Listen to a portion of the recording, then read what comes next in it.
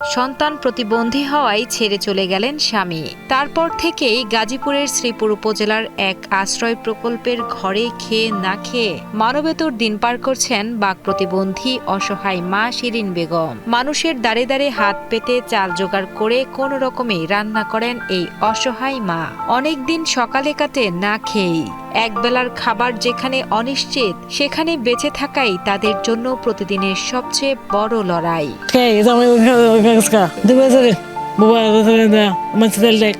প্রতিবন্ধী মেয়ে জন্ম নেওয়ার অপরাধে শিরিনকে ছেড়ে নতুন সংসার পেতেছেন স্বামী। সেই থেকে দুই সন্তান শারমিন আর জুনায়েদকে নিয়ে শুরু হয় শিরিনের একাকী পথ চলা।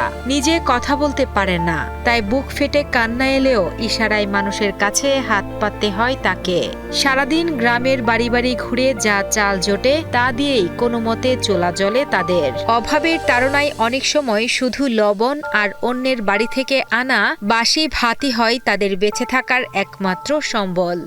7 বছর হালাত হয়ে গেছে আমার, যেন আরেকটা বউ আছে হালাত হয়ে গেছে।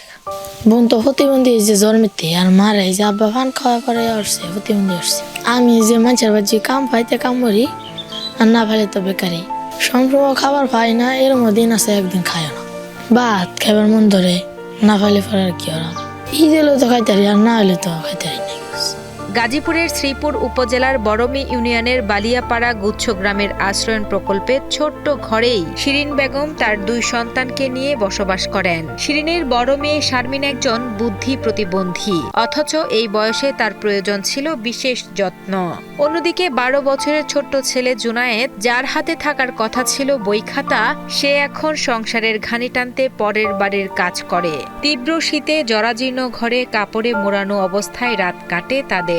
এলাকাবাসী জানান, চরম দারিদ্র্যের কারণে এই পরিবারটি একবেলার খাবার 2 দিনে ভাগ করে খায়। মানবিকতার সবটুকু আলো যেন এই ঘরটি থেকে অনেক দূরে। শিরিন অনেক দরিদ্র মানুষ, অনেক বাড়ি বাড়ি চেয়ে চেয়ে খায়, অনেক কষ্টের মধ্যে আছে। যদি সরকারে কিছু সাহায্য করে তাহলে ওরা চলতে পারবো ভালোভাবে।